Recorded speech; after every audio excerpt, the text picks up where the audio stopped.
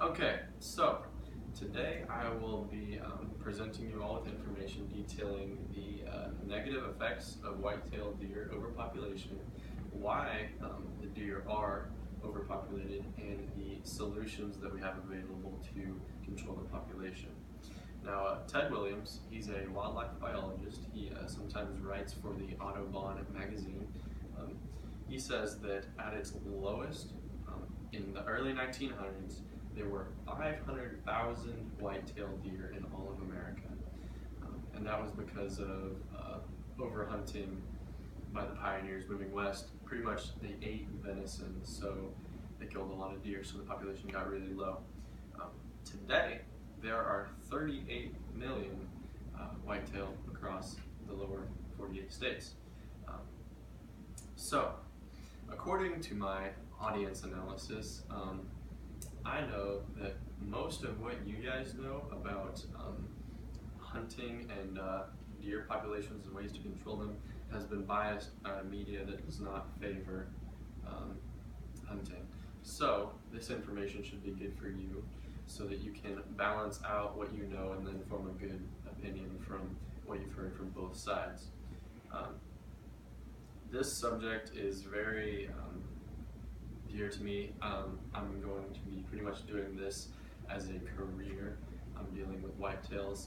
I've been hunting every year since I was 8, and I actually just wrote a research paper on this exact same stuff, so I know this topic fairly well.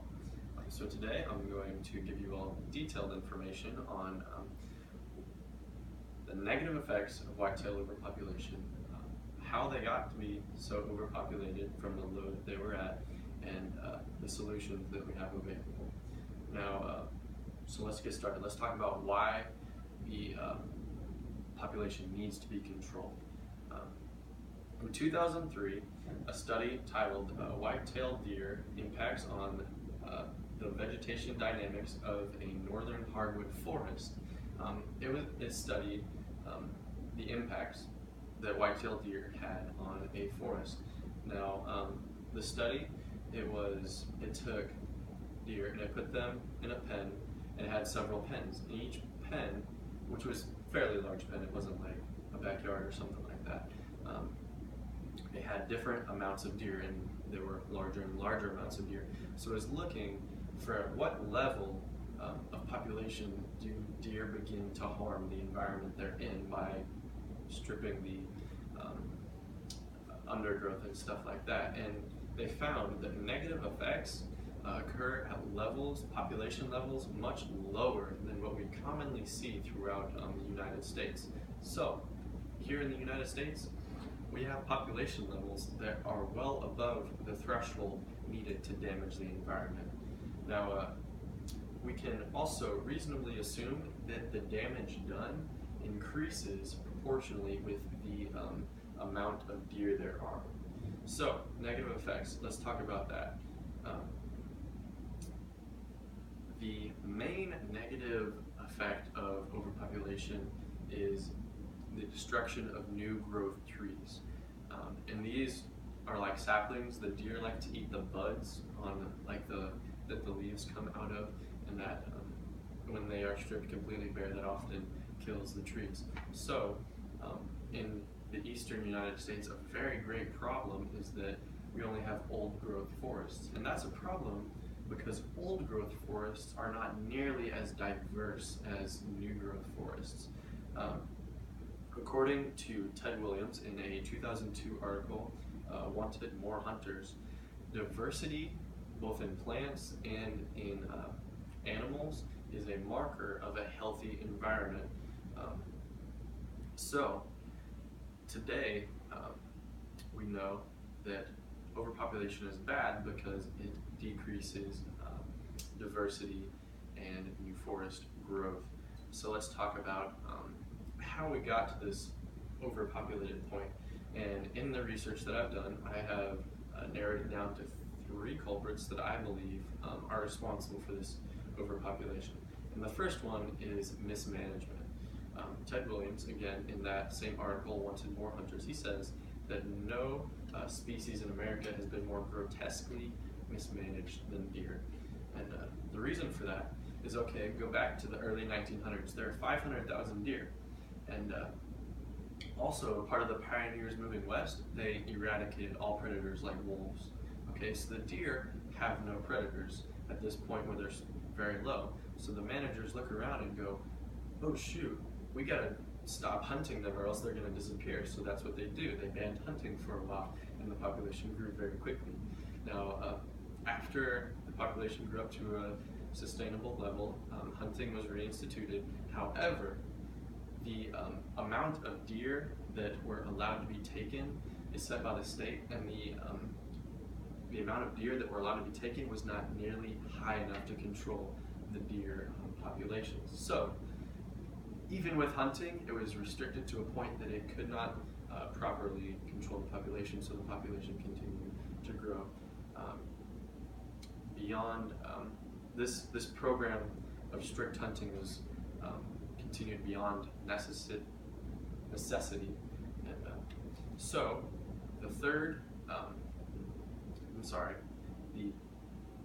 second culprit is a hunting culture that celebrates the harvest of bucks, male deer, much more than it does does, females. And the reason why this is an issue is, okay, think about it. If a buck is killed by a hunter, which 80 to 90% of deer killed during hunting season are bucks, depending on what state you're in. So a buck is killed. What will happen is the doe that buck might have bred with will just find another buck, so she will still have fawns.